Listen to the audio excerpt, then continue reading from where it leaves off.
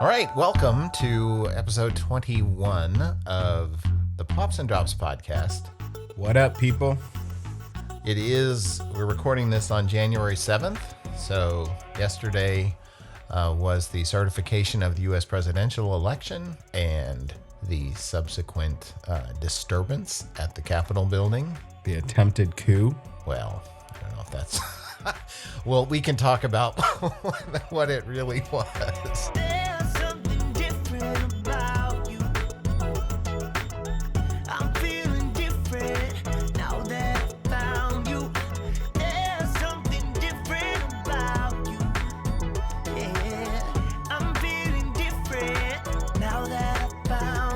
So,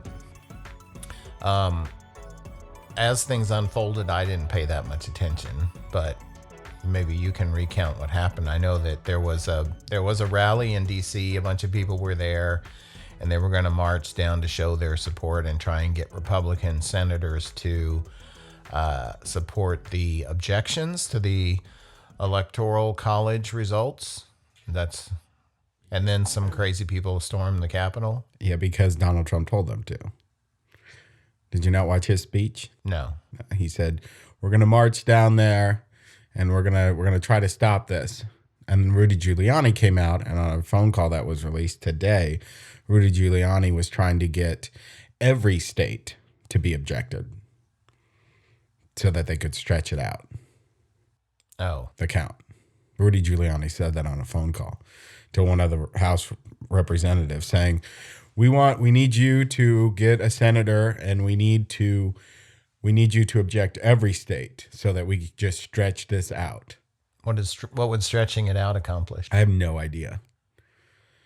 Just as a demonstration of the frustration of their side, I guess. The fact that they can't accept that they lost. Yeah, well, I mean, most people are saying that mail-in balloting is too subject to fraud manipulation to be the norm going forward, that under a pandemic and where people were afraid to go out of their houses as a temporary thing, it may have made sense, but I don't think they'll continue to allow mail-in voting as a normal process. So you want to disenfranchise all the people who have to go to work on Tuesday? No, I think extending when they go to debate, like how to address this issue so that this doesn't happen again, they will probably consider extending the in-person voting beyond just the first Tuesday in November. They'll probably say in-person voting can occur for like starting the Friday before and going across the weekend or something. Okay, but in Oregon and many, many other states, they've had mail-in ballots forever. Yeah. So what's the issue? I don't know. Have we done an audit of Oregon's mail-in balloting? They probably have at some point. Well, not that I'm aware of. It's just it's too hard to confirm the identity of the voter when the people don't show up in person. Okay. That's the simple fact. I mean, companies can send a bill to you and all that stuff. You know, you can re-register your passport through the mail. You can do all these things through the mail, but you can't vote. Everything's done through the mail now. So why is it any different? Why are you purposely trying to disenfranchise I'm not. Millions upon millions of people? I'm not trying to disenfranchise anybody. Well, then we should have mail-in voting forever. No. You could have a vote by phone where it could confirm your identity with Face ID or something. The issue is not whether it's convenient or not. The issue is, how do you ensure that the vote is being cast by an eligible registered voter? You can't do that with a mail-in ballot. Okay. You can't confirm that this is someone who should be voting, who's voting. I mean, signatures can be forged, ballots can be filled out. Somebody could, When you're an elderly person, Uh-huh. your son or daughter or your caregiver could tell you, sign the bottom of this paper, and then fill in who they want to win. They can force you if you walk into a polling If you're an place, elderly person. or anybody, or someone who's mentally challenged, whatever the right word is now, not a full intellectual capacity. You could just call them MAGA people, but whatever. Funny. Do you understand the point I'm trying to make? The only way to confirm that this person who's voting is the person who's supposed to be voting is to have a poll, is to have them go to the poll with an ID and confirm that this is the person who's supposed to vote, and looking at their ID and saying, yes, you are this person, and then checking their name off the list so they can't vote twice, and then having them go and vote. That is the most secure way. So people can't forge IDs? Do you think that they scan these IDs when you go to a voting place? Because they don't. Well, the person who is looking at the ID in your picture and finding your name on the registered voter list. And you can't bring a fake ID? I had a fake ID when I was 16. If you want to go through the hassle of it, like, I don't see the point. People can make fake IDs just as easy as they could fill out a ballot for somebody else. So explain to me how you get on the registered voter list and you go to a precinct. You're saying you're saying that the people who are filling out these mail-in ballots are trying to take somebody else's vote away. So if you get a fake ID with somebody else's name on there, like your cousin or your uncle who just won't vote, you can just go get a fake ID and say that you're them. I see. There's no difference. And it's a lot harder. Yeah, but it's not that much harder. Yeah, I got a fake ID when I was 16. I had 8 fake IDs over the course of my life before I was 21. It's not hard to get a fake ID. It's not hard to print a fake ID, and it's not hard to find people to fill out whatever you want to fill out to make a fake ID. Well, you would have to know who the registered voter was you were going to impersonate. Yeah. You'd have to know their birthday. They would have to be close in age to you. You couldn't get a fake ID for a 68-year-old person and then walk in there as a... Oh, so you can't... There's no such thing as makeup now? What? So you're going to... What? You're saying... That's how ridiculous this sounds. What saying that people are going to take other people's votes through mail-in ballots is just as ridiculous as me dressing up as Oma with a bunch of makeup on. No, it's not. And going and using a fake ID. It's just as ridiculous. There were more people who did not vote in this election than voted for either candidate. You understand what I'm saying? Yeah. Okay. Going around and collecting mail-in ballots that people aren't going to be looking for or throwing away if they get, and then filling them in and forging a signature is a heck of a lot easier in big numbers than getting a fake ID and to impersonate one person. They did audits on all of these mail-in ballots and all that, and they did find that there was 2 cases of fraudulent voting, of people voting for other people, and both times they were people who voted for Trump. That's not true. Yes, it is. That's not. There may have been 2 people in one precinct in one state. No, but overall in all 50 states. That's wrong. I don't know who's telling you that story, but that's wrong. First of all, there's one precinct in, I think, York, Pennsylvania, that still hasn't reported the voting because they found so many anomalies. Hundreds, if not thousands. Well, so your information sources are off. Why didn't a judge say that? Because Trump is 0 for 60 in all of his legal things against. That wasn't one of the challenges. Why wouldn't they challenge the biggest one? If you said there's hundreds of anomalies, why wouldn't they challenge the biggest one? If clearly there's hundreds of anomalies, that would be one of the biggest ones. Why wouldn't they challenge that one? No, it wouldn't. Yeah, it would. First, 2 things. You're going way too fast. Your information sources, you need to start citing where you're getting this information, because you're clearly wrong most of the time. So we need to start giving attribution to whoever's lying to you and brainwashing you. Oh my God. And having you jump around like a little trained monkey. So,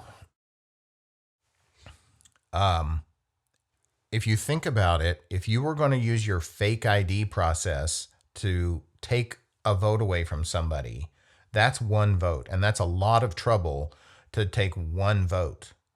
With mail in ballots, you can go around on the day that the post office sends out ballots. Post office has sent out ballots all in one day.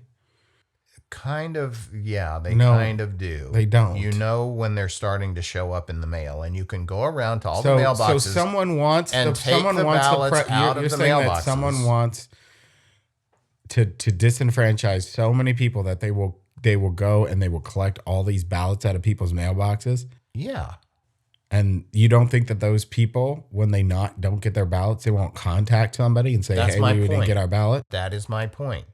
100 million people didn't vote. Yeah, because they didn't like either candidate. Okay, but if those 100 million people hadn't received their mail in ballot, they wouldn't have cared and they wouldn't have gone to the trouble to say, I didn't get my ballot. How are you going to know who didn't want to vote and who wanted to vote? How is the person who's going to go around and collect all these mail-in ballots and forge all these signatures? Right. How are they going to know?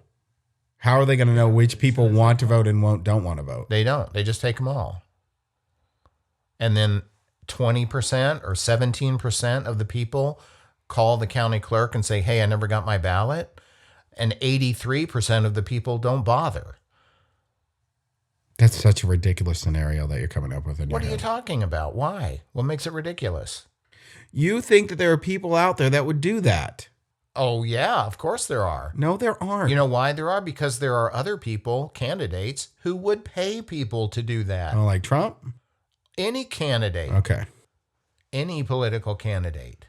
The ballot harvesting stories from Project Veritas were about Ilhan Omar in Minneapolis and were about a Republican candidate for a state, I think a state congressman candidate who was a Republican in Texas, paying people to do ballot harvesting. So the bad guys, you said a Republican. And a Democrat. Yeah, it's too easy with mail-in balloting. It's not secure. There is the most describe to me the most secure voting system you could come up with to make sure that only registered eligible people voted in the election. Problem is, you said registered eligible when the Republican Party and the conservatives have done everything that they can to suppress the vote. That's not what we're talking about. I said you describe to me the system that you would come up with that would be the most secure to ensure that only eligible registered voters participated and that the people that voted... You log online with your social security number.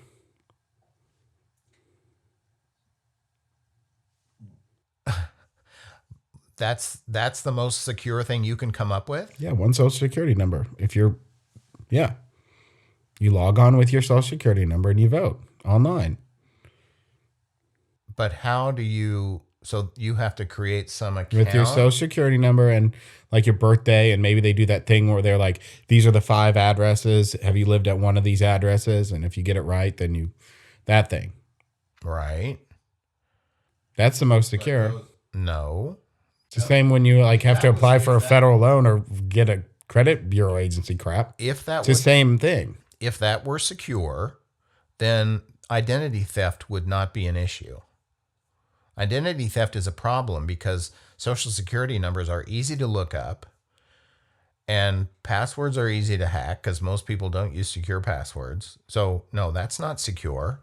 But with all those random ass questions, like what year did you graduate, X, Y, and Z? What address have you lived on? What major purchase have you made in the last 5 years?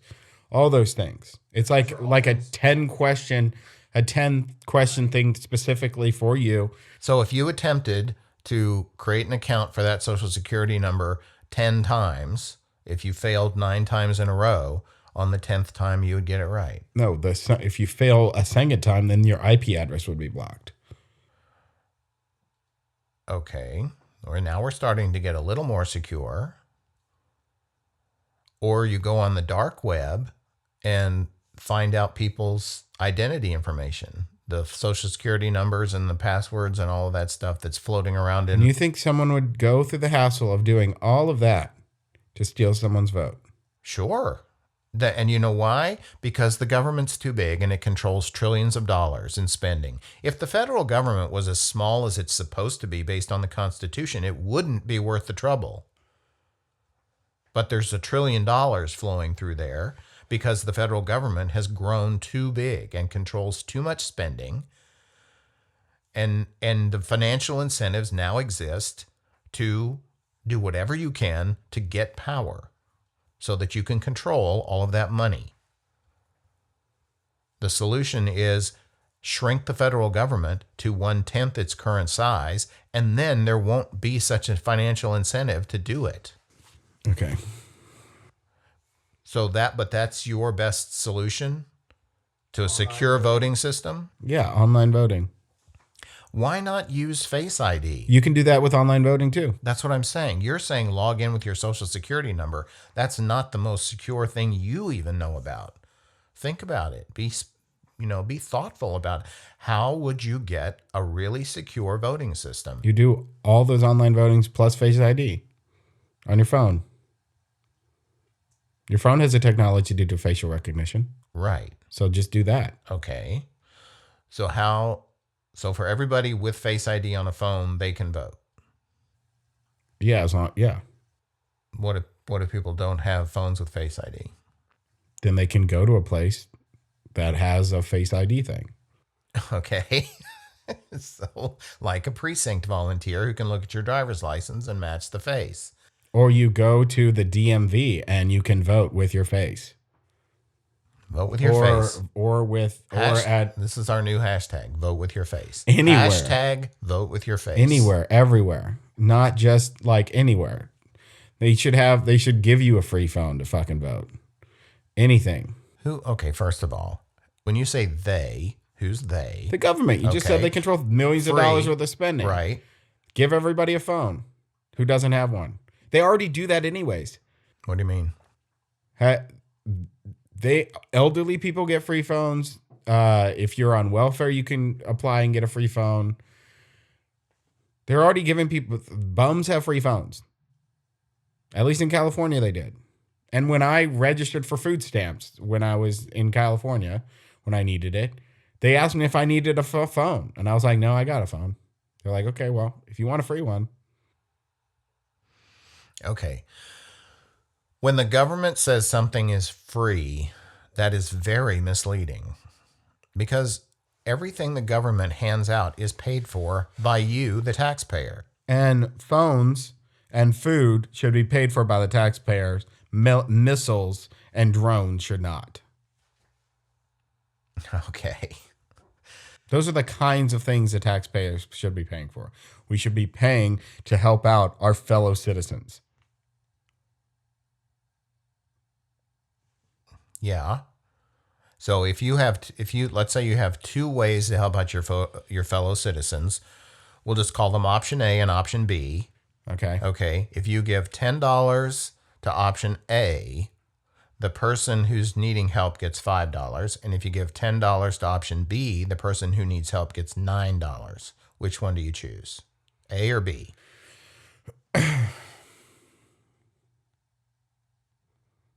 Do I need to repeat myself? Obviously B, but you're going to go into this whole spiel about how it's actually option A, because in order for that person to get those $5, you have to spend the remainder of the money has to go through all of the bureaucrats or some crap like that. That's the pathway you're about to go down. You mean the truth? Whatever. Look at the data. Look at the data. When you give money to the government to help out people, the actual delivery of the good is only half of what it would otherwise be if you used a private charity. Because the people who work in private charities to help people actually care about people, and they're doing it out of love. And the people who are doing it in the government are doing it because they want a job and they want government benefits and they want retirement. And they should have all those things. And they want... People should have jobs. People should have retirement. Not in the government. Why? Why not? Because it's the least efficient way to deliver what the service or product is. Because there is no incentive for efficiency. You sound like a fucking robot, man. There's no incentive for efficiency? Yeah. If you really want to help people and you want to deliver to them the best service that you can deliver to them, you want to use the private sector whenever you can, because if your only resort is the government, it's going to be a very inefficient delivery, because the incentives and motivations of the people who are working in the government are self-serving instead of customer serving. So businesses aren't self-serving? No. Charities aren't self-serving? No. Because they are. Well, most charities are set up by big businesses so that they look good. That's a giant self-serving thing. Johnson & Johnson has like 1 million charities, and I know that, and that's why when I go to the grocery store, if I need to get a product and one option is Johnson & Johnson, I'll probably pick it because they give a bunch of money to charity. Like, it's all self-serving. You have to realize that. Everything is. Well,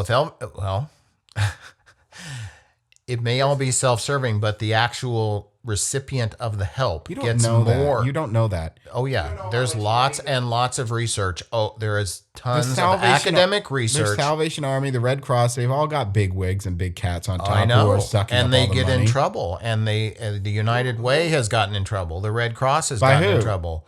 By the press and the government? No, not the government. When it comes out, when somebody does an audit of the books of one of those big charities, and it turns out that their CEO is getting $1 million salaries and 17% of the contributions are going to corporate overhead, that gets released in the press. And then their contributions dry up because people go, I don't want to give money to a charity that's just funneling a bunch of money to a bunch of bureaucrats who are making millions of dollars, when the people there that I want them to help aren't getting the help, or they're getting a smaller proportion of it. That is the marketplace at work.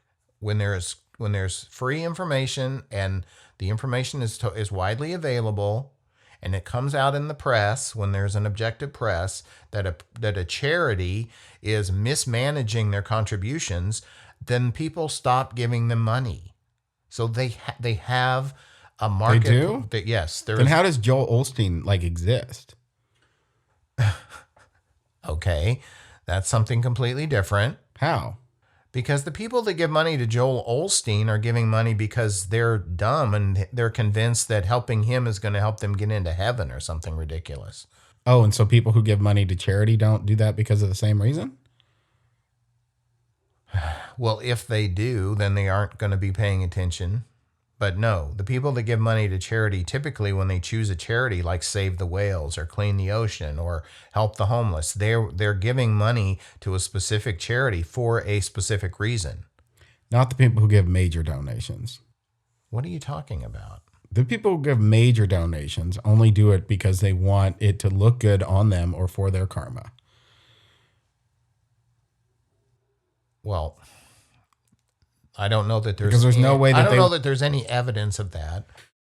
There's no way that they would have gotten where they've gotten if they didn't crush people. Okay.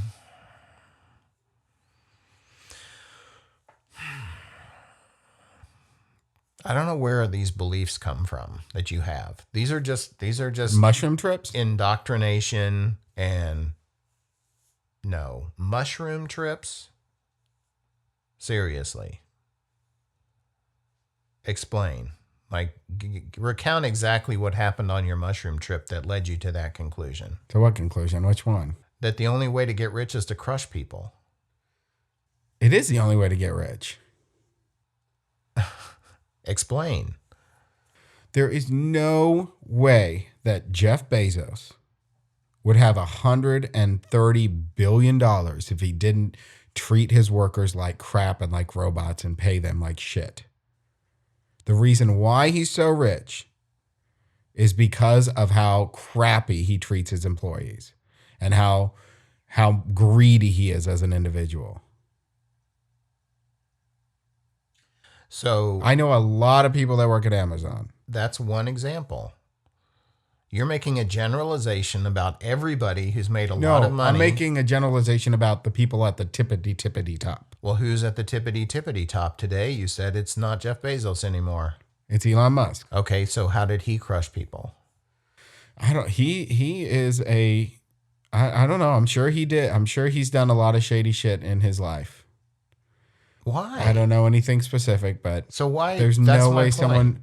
Okay, we're just You come to that okay. If conclusion he's got with no evidence. Okay, if he has right now 188 billion dollars, he should give, I don't know, 80 billion dollars to saving like 10 different countries. He could do that like that, and he hasn't done it. No, he couldn't. Yeah, he could. Why not? Because what do you mean by saving a country? And how much do you think it costs to save a country? You have no idea what you're talking about. To build schools and infrastructure and make sure that people have clean drinking water and all that sort of jazz. Okay. Well, that's kind of what the Bill and Melinda Gates Foundation does. Yeah. Bill Gates is not a bad person. But yet He also doesn't have $188 billion.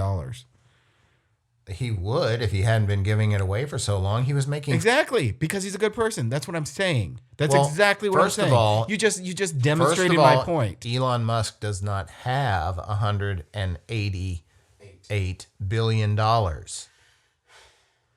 He would have to sell $180 billion worth of stock to get the $188 billion. All he has is stock. He doesn't So have. sell a quarter of his stock. And what Save happens the world. what happens when you sell your stock?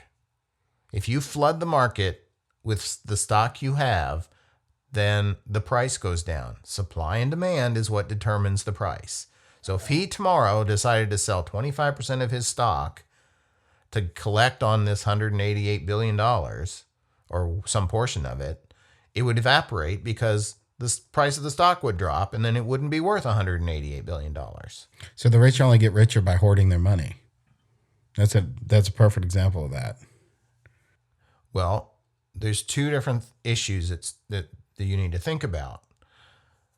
The account of someone's wealth based in US dollars is different than the account of their wealth based in value.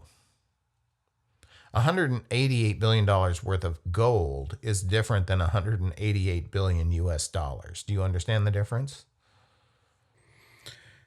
Sorta. Not really. Okay.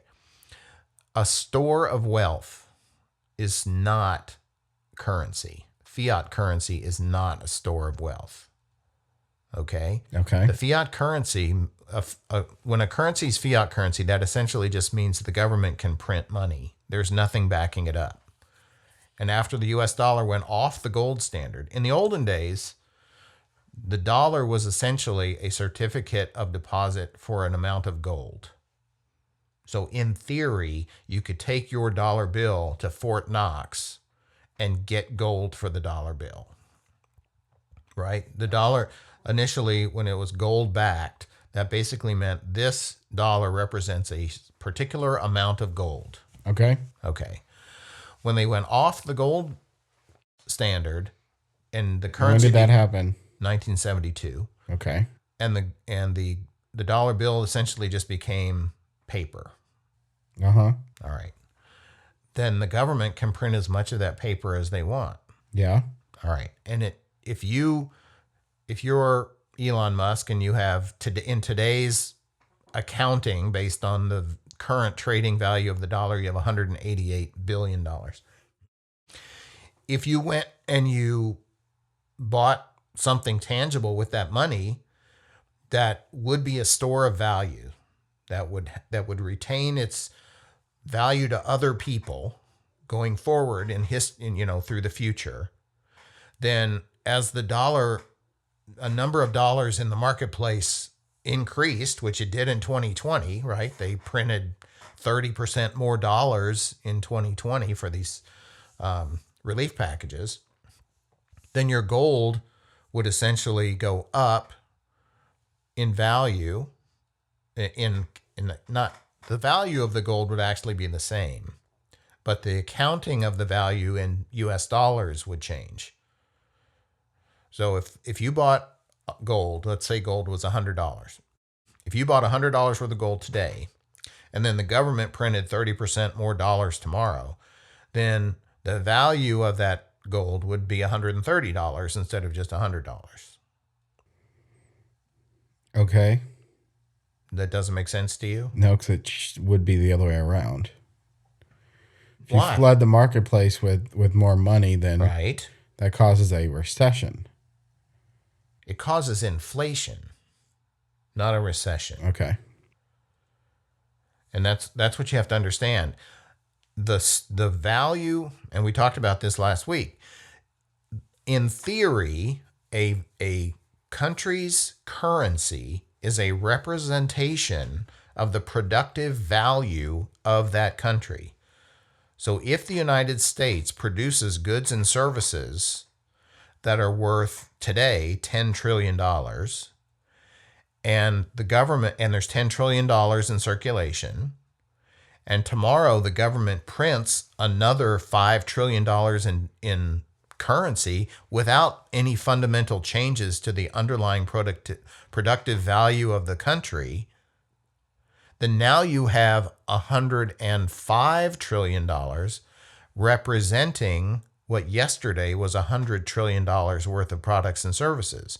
You essentially just have divided the share. Okay. So instead of that same amount of product, now instead of 100 or instead of $10 trillion, whatever number I used, if it goes up, if the amount of currency representing the productive value increases 5%, then everything becomes 5% more expensive. Yeah. Okay. So instead of printing more money, they should have taxed all the millionaires and billionaires that made a shitload of profit in 2020. Okay. It wouldn't have been $5 trillion. They didn't make that much money. You should look up and see how much money the billionaires and trillionaires made in 2020. Yeah, but probably would be close. Not to $5 trillion. I don't know. A trillion is 1,000 billion. I know. Okay, you said Jeff Bezos' total wealth is 130 billion. Uh-huh. Okay. So 5 trillion is 5,000 billion. Okay. Okay. 1,000 billion I know is 10 times 100 billion. I understand basic math. Okay. Well, sometimes I wonder because you say things like the billionaires made. There's a lot more billionaires. There's a lot more billionaires than Jeff Bezos and how many do Elon you think Musk. there are? The richest, probably at least 1,000. The richest 1/10 of 1% of the population is who you're talking about. Uh-huh. Okay. There's essentially 300 million people in the United States. Uh-huh.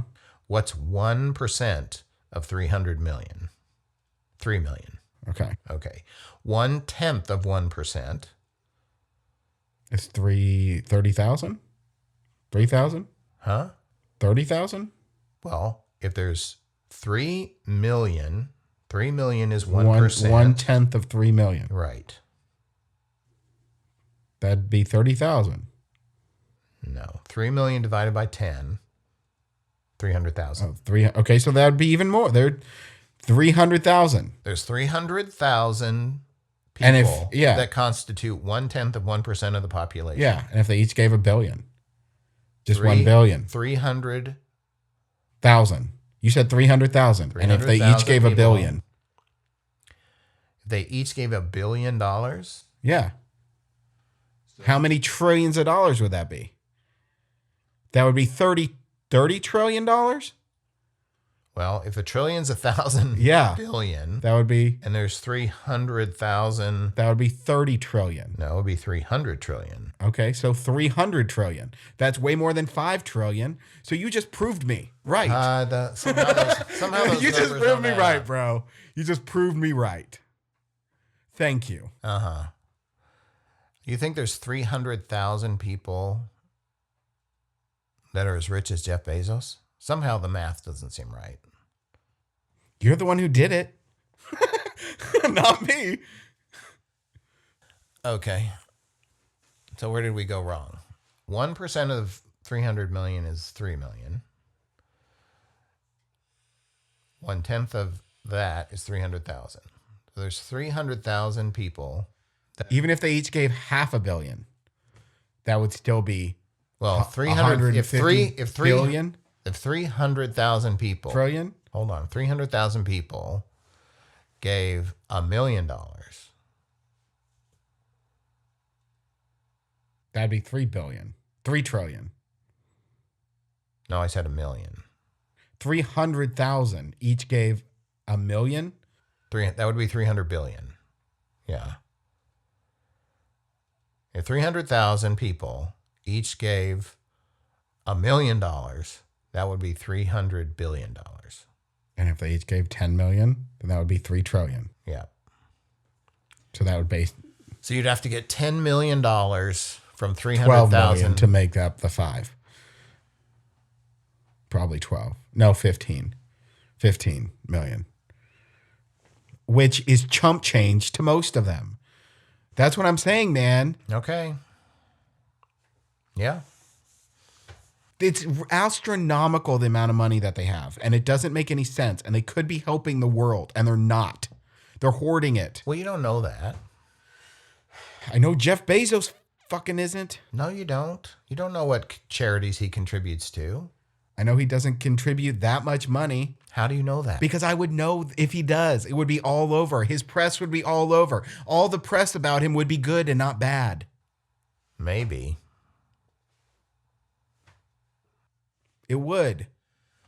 Well, you'd think since he owns the frickin' Washington Post, he could figure out how to get better press for himself since he owns the newspaper. I think he just doesn't give a fuck. Maybe. He doesn't. He's selfish. He's like, you know what? It took me a long time to get here. It took me a long time to get here. I remember not having any money. That's what his mindset is. I remember not having any money, and now I have all the money, and screw everybody else because I got stepped on the way to the top, so I'm going to step on everybody else. And I know that because... Sounds like you're projecting. That's probably how you would act if you got there. No, it's not. No, it is not. Are you sure?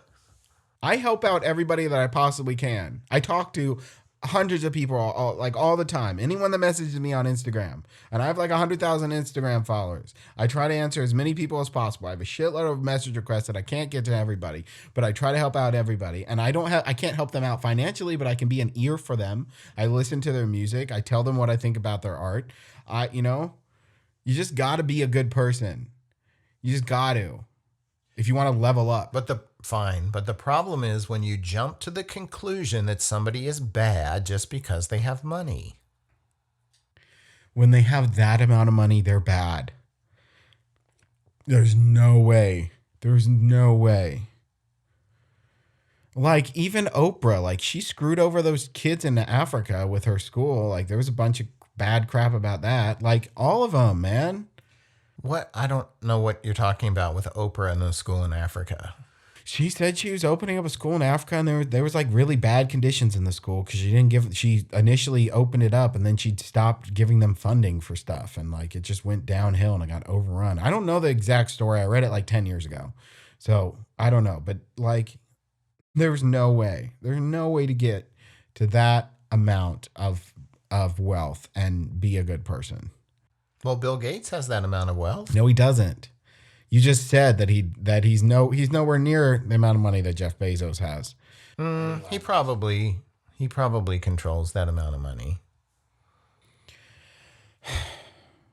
His salary, his annual earnings, not his overall wealth, but his annual earnings were $40 billion. He was making that every year. He was making $40 billion and he's giving away a lot of money. He's helping a lot of the Bill and Melinda Gates Foundation. You just said it. Right. But I wouldn't be surprised if... He probably could and should do a lot more, too. Anyway. They all should. Everybody should. You should all try to help everybody out. It's a different world when you get to the Bilderberger level. I know it is. I mean, I don't personally know it is yet, but I know it is. They don't care. They don't view. They don't. Well, I think they. I don't think it's that they don't care. I think it's they think of when you have that much power and you can actually influence what goes on in the world, that you start analyzing your decisions in a different way. You stop looking at people like people. You start looking at them As numbers, yeah. Yeah, and that's the problem. That's the problem. People are not numbers. They're people. Exactly. Which is why people storm the damn Capitol. Oh, my God. Because They stormed the Capitol because they're racist. No, they stormed the they're Capitol. not racist? So they didn't bring the Confederate flag into the Capitol? They weren't waving the Confederate flag in the Capitol? I don't know. Are they? Yes. Okay. That's racist. It could be. The Confederate flag is racist. Well, that's your interpretation. That's everyone's interpretation. No, The I don't think Confederate so. flag is racist as fuck. It's as racist as you can get. Okay. Next to the Nazi flag. Okay. They go hand in hand. That's, again, everyone's entitled to their opinion. Different things can be symbols of different things to different people. No, they can't. Yes, they can. The Confederate flag can't, and the Nazi flag can't. They represent the Confederacy, which was a collection of states whose main reason for existing was, and the reason it was built on the backs of slaves, and they wanted to maintain slaves. They wanted to keep slaves because it was an economic benefit to them, because they looked at the slaves like numbers, not as people. Just like what you just said. Yeah. Anyway, the people that stormed the Capitol, for the most part, besides the one or two people that had Confederate flags. Dude. What? They're all the same. No, they're not. Yes, they are. You're silly. No. You refuse to see the real issue. The whole reason Donald Trump got elected was that people were tired of the federal government treating its own citizens like numbers instead of people. No. Yes. The reason why Donald Trump got elected is because there was a large portion of our population that are either racist or complicit to racism. Okay, so here's the deal. You're being manipulated with that racism story. Coming straight from Donald Trump's mouth. No. You Coming straight from his followers who waved the Confederate flag. The elite gave them the class, the donor class gave them the Confederate flag and said, "Here, wave this." The elite donor. They said, "Bring Nazi flags to Trump's rallies." Well, they may have been plants to support the story. The elite donor class in this country who wants to control the trillions of dollars of federal spending knows that the only way they can remain in power is to convince a sufficient number of voters that this is about race. And you bought it. And as long as you believe this is about racism, then the elite donor class who is taking your children and your grandchildren and your great-grandchildren's future and putting it in their pocket, you will continue to support that system. This is not about racism. This is about the federal government going beyond its constitutional mandate and doing shit it's not supposed to be doing. $5 trillion in relief. $1 trillion went to the taxpayers. $4 trillion went to the donor class. They stole $4 trillion from you. The Republican-controlled Senate and President and Supreme Court stole Chancellor. $4 trillion. And the bill was written in the Congress. It doesn't matter. The whole thing about race, the whole thing about political party, this whole us versus them team sport politics is a big game to keep you playing the game so that they can continue to print money and put it in their own pockets. You're being manipulated. You're being played. So are you. Because you don't understand that money really doesn't matter. Oh, it doesn't? Well, when your great-grandchildren are being taxed to pay back the loans that the federal government Like how I was taxed to pay for Oma's Social Security. Sure, yeah. Exactly. We should be taking care of the elderly. Well, okay. I'm okay with that. Would you? Okay. Well, that's great. But wouldn't you take care of your Oma even if there wasn't Social Security? And wouldn't she get better care if you were spending your money to take care of her? No, because I don't have any money right now. Thank God Social Security exists. Okay. Well, it probably will be bankrupt by the time you get to Social Security age. So you're paying into a system that you will not benefit from. I've always been paying into a system that I don't benefit from. What are you talking about? What do you mean? You just said you've always been paying into a system that you don't benefit from. I'm trying to... Yeah, because the majority of the money that I paid into went towards the military. And went towards giving tax break to billionaires and millionaires. Well, a tax break is not giving people money. It's just taking less of their own. It's taking less money from them. Yes, I understand that. Okay. Because most people don't. Most people think that tax breaks for the rich means that the rich don't pay taxes. So I give more because they pay less. Okay, so you pay more taxes than Jeff Bezos.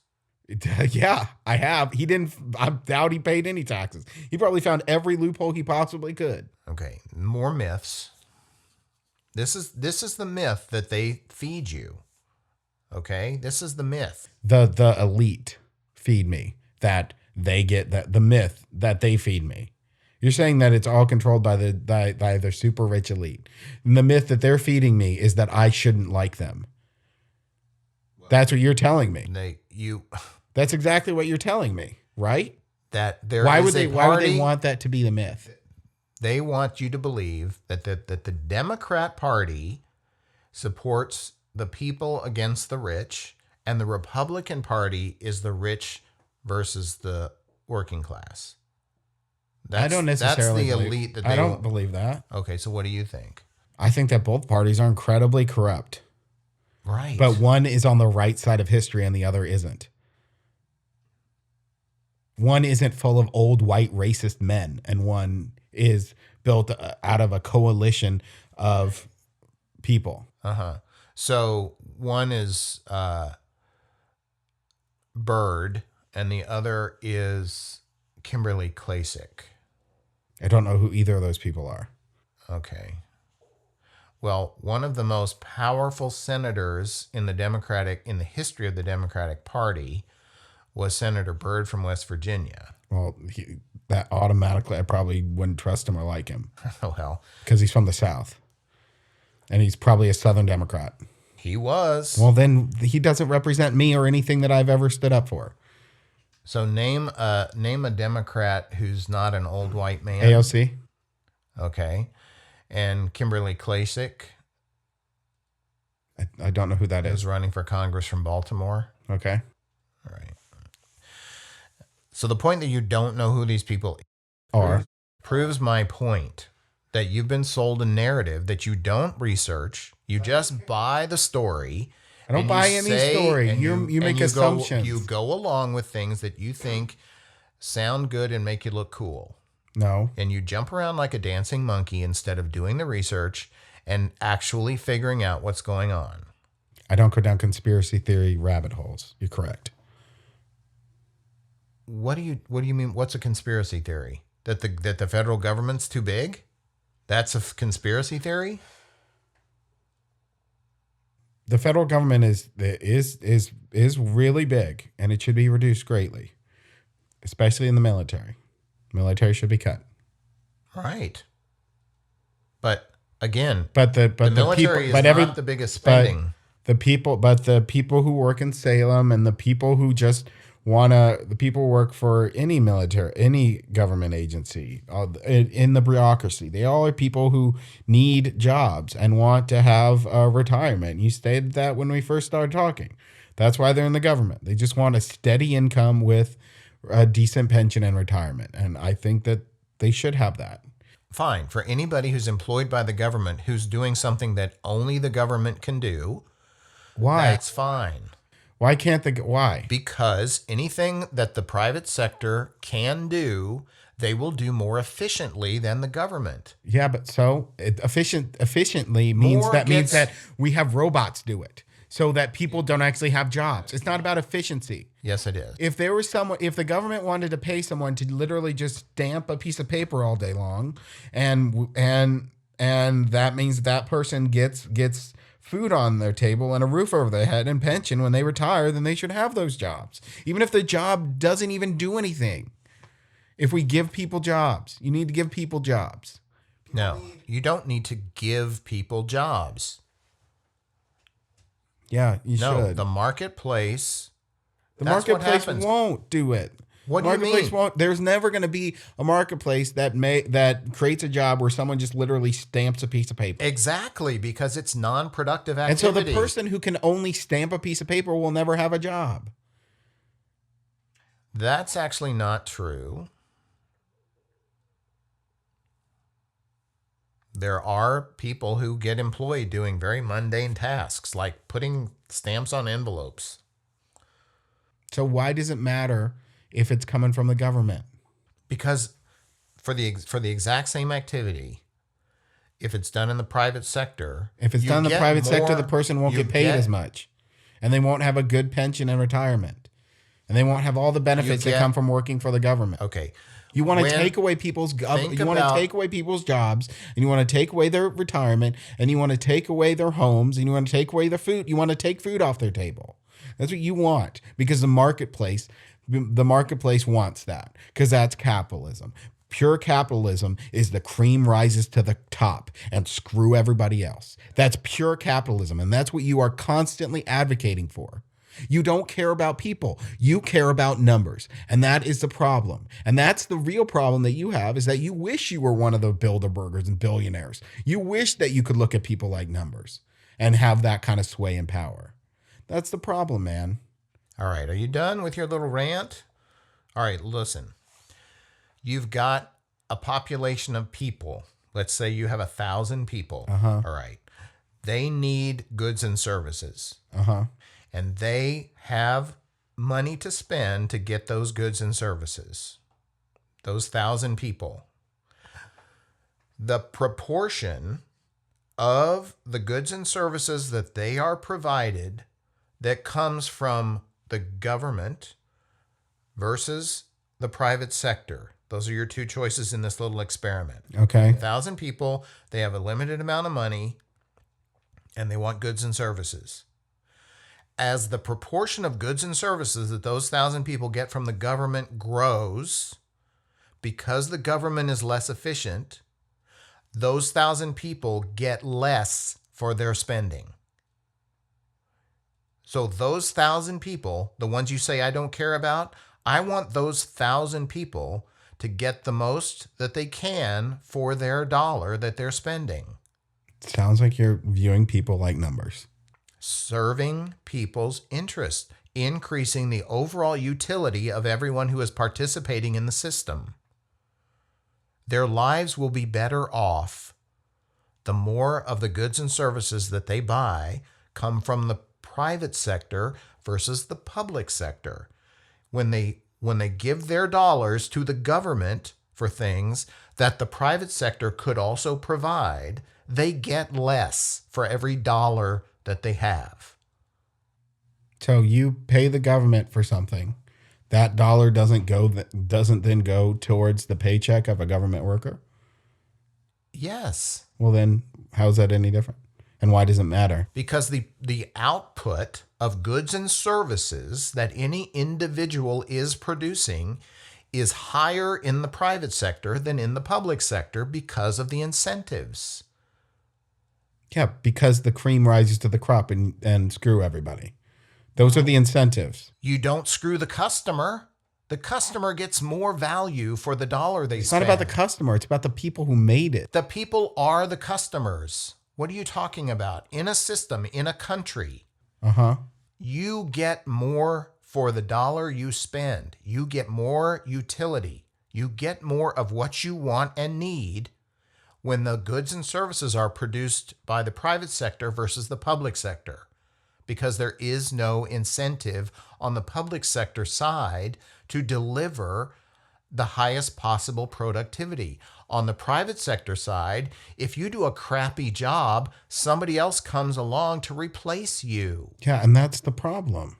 No, that's not the problem. That's What the happens solution. to you? What happens to you when you get replaced? Then you go do something that you're good at. You tumble down. You go do something. You tumble down and you become a homeless person in Venice Beach. You go do something else that you're good at. Not everybody. Not everybody has the luxury of that. And that's what you don't understand, man. You need to take care of everybody. Everybody should be taken care of. And that's what charities are for. If you give more, if you allow the private sector to thrive, it produces great amounts of wealth for Bill Gates and Jeff Bezos and anybody, and Elon Musk and anybody else who comes up with something that serves society. They get rewarded when they come up with stuff that people like. That's what the marketplace is about. You come up with an operating system for personal computers. You come up with the telephone that you use every day for hours and hours. You're Steve Jobs, you're Bill Gates, you're Elon Musk. You come up with some stuff that makes people's lives better.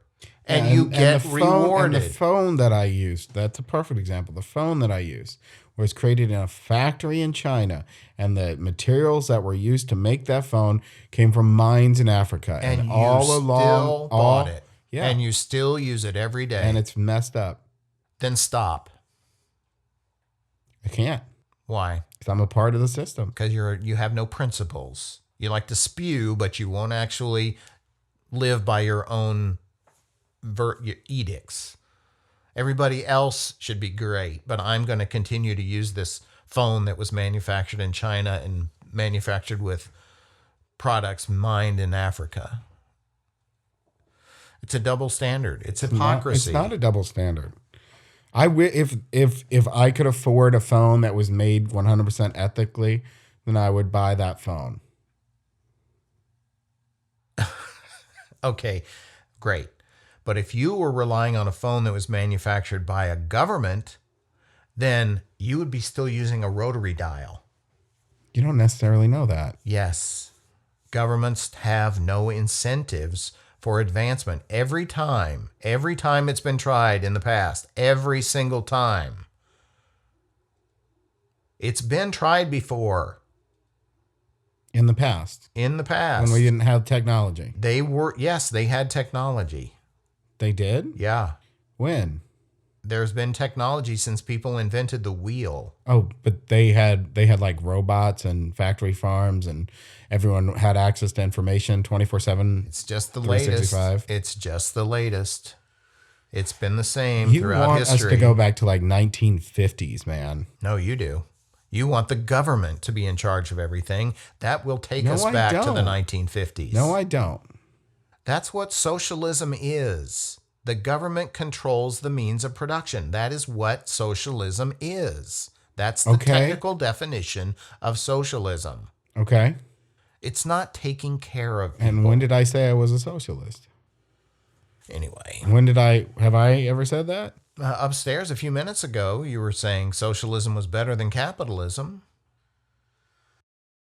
The idea is the Federation. But again, Star Trek Federation, that is science fiction fantasy. That's everything's science fiction fantasy before it actually happens. Okay, but socialism has actually happened. The Soviet Union. In the China, past. In the past. Venezuela. That's not the past. That's today. Cuba. You want to know about going back to the 50s? Look at Cuba. Look at Havana, Cuba. They have been a communist/socialist country. Communism and socialism are the same thing. They've been a socialist country I'm pretty sure they're communists. They call themselves a communist Okay, country. well then they're communists. No, Not they're socialists. not. If you read Karl Marx and you understand, socialism is on the path to communism. You don't actually reach communism until you don't need government anymore. That's when it's actually a communist country. Until you reach that point, you're a socialist country. And Cuba is a socialist dictatorship and has been. And they're still driving around cars from the 1950s in Havana. Okay. Because there's no incentive for advancement, for technological advancement under a socialist country where the government controls the means of production. There is no incentive to innovate. You don't get rewarded for innovation. You don't get rewarded for innovation in a socialist country. Okay. So you get no innovation. Okay. Not okay. That's not the future you envision. If you want the Federation, the only path to look at, perfect example. Look at Elon Musk and SpaceX versus NASA. Okay? Elon Musk started SpaceX a few years ago. NASA's been around since the 40s. Elon Musk, in a few years, has made more progress towards a mission to Mars than NASA has in 50 years. Yeah. It's the private sector. When it's a government program, there is no incentive for innovation. Okay. That's why capitalism works. But you also need to mix in socialism to take care of the people who can't take care of themselves. You still have to have government jobs to take care of the people who can't take care of themselves. You still have to provide government housing for people who can't take care of themselves. You still need to have things like Social Security to help the elderly. Not true. Yes, it is. Yes, it is. You still need to have those things. The fucking police force, the fire department, those are socialist things. It's a mistake to call those socialist. That's not socialism. That's not the government control. Something done by the government is not necessarily socialism. Socialism is the government controlling the means of production. That's what it is. The government controls the means of production.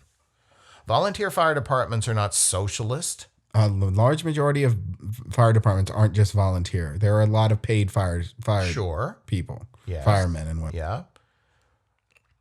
By the government, the police, by the government. But that's not necessarily controlling the means of production.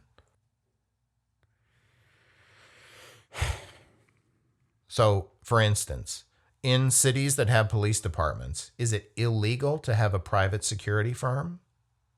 Can you hire your own security in a city that has an existing police department? Yes. You can. Yes. Then it's not socialism. Because in a socialist country... Okay, I'm not a socialist. I don't know why you keep saying that. I don't know why you keep jumping to that. I'm not saying get rid of the private sector. I'm just saying we need to tax the fuck out of it. Okay. To take care of the people who can't take care of themselves. But that's the all issue. I've been saying. Okay, but the people who want to get taken care of will get $9 out of every 10 if they're taken care of by a charity or a church versus $5 or $4. You don't know that because you don't know that all these charities and churches are just going to magically pop up, man. Because they probably won't. And churches themselves, the church themselves is the biggest scam ever.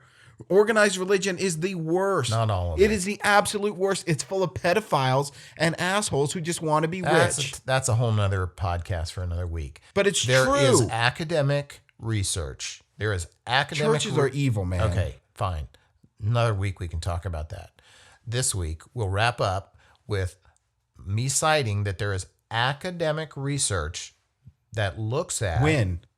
For decades. Yeah, that's the problem. What do you mean? You keep looking to the past instead of the future. Academic research always happens in the past. You can't have academic research in the future. It hasn't happened yet.